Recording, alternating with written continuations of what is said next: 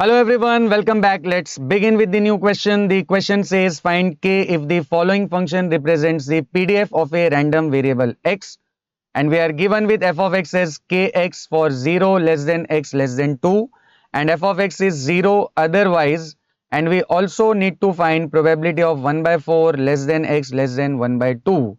Very easy question, so without wasting any time, let's quickly begin with the solution. सबसे पहले हमें question में क्या फाइंड करनी है, के की वैल्यू। जब भी आपको किसी भी पीडीएफ के लिए कोई अननोन के फाइंड करना हो तो वहां पे सिंपली आपको क्या यूज करनी है, condition of PDF. What is condition of PDF? The condition is this: integral minus infinity to infinity f of x d x equal to 1। That's it.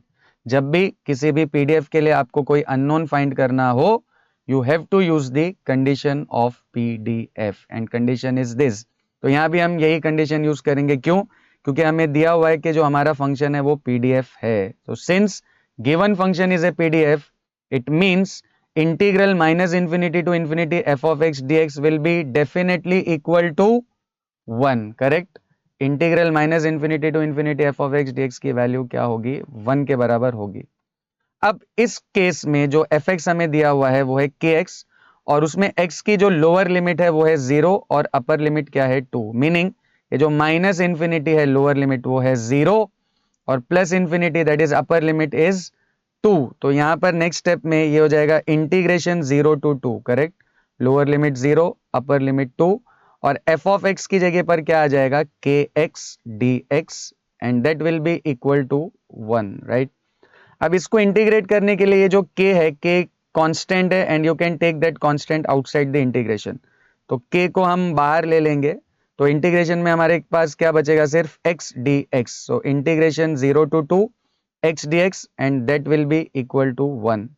अब अगेन ये जो k है कांस्टेंट एज इट इज आ जाएगा, and I hope all of you know कि x का integration क्या होता है। x का integration is x square upon 2। तो यहाँ भी x का इंटीग्रेशन क्या हो जाएगा? X square upon 2, end of course यहाँ पे लिमिट्स दी हुई है, तो लोअर लिमिट है 0 and upper limit is 2 and that will be equal to 1। अब नेक्स्ट स्टेप में ये जो 2 है, ये 2 कांस्टेंट है, तो हम इस कांस्टेंट को क्या कर सकते हैं? इस ब्रैकेट के बाहर ले सकते हैं, क्योंकि ये जो लिमिट्स है ये हमें किस पे अप्लाई करनी है? x पे।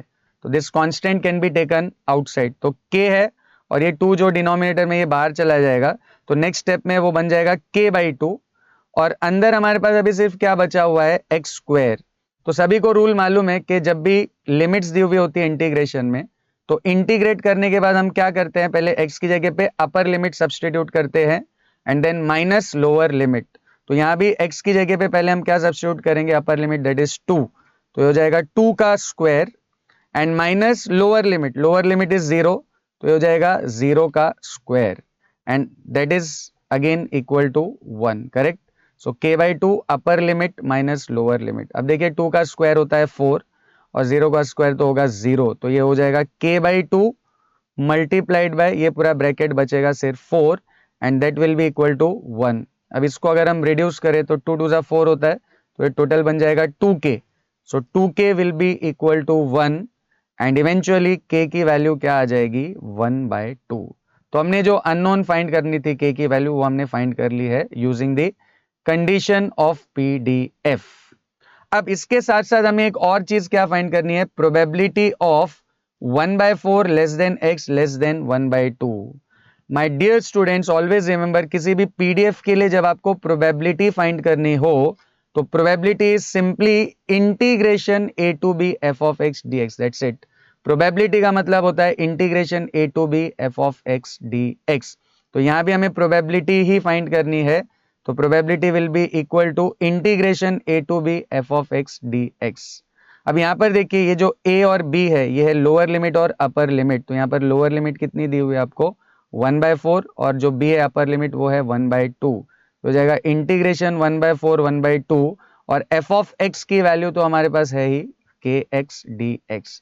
तो यहां पर हमने अपर लिमिट लोअर लिमिट और फंक्शन को सब्स्टिट्यूट कर दिया है। अब अगेन इसको इंटीग्रेट करने के लिए सेम लॉजिक यूज करना है जो हमने यहाँ पर यूज किया था। k कांस्टेंट है, बाहर चला जाएगा, तो इंटीग्रल के अंदर सिर्फ क्या बचेगा? x dx। So integration 1/4 to 1/2 x dx। Again k will remain as it is, but यहाँ पर देखिए जो k है k की वैल्यू हमने ऑलरेडी इवेल्युएट की हुई है 1/2, तो यहाँ पर k की जगह पे हम क्या सब्स्टिट्यूट कर सकते हैं 1/2, तो k की जगह पर आ जाएगा 1/2 एंड x का इंटीग्रेशन सभी को पता है, x का इंटीग्रेशन होता है x स्क्वायर अपॉन 2, तो x square upon 2 and limits भी दी हुई है, लोअर लिमिट है 1/4 एंड अपर लिमिट है 1/2।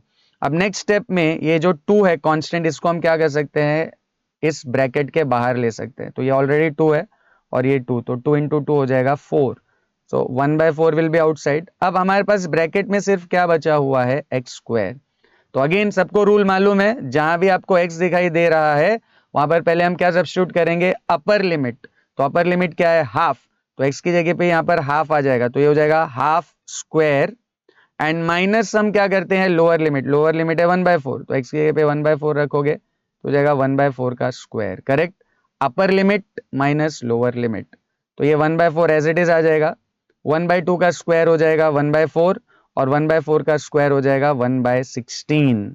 अब ये 1/4 एज इट इज आएगा।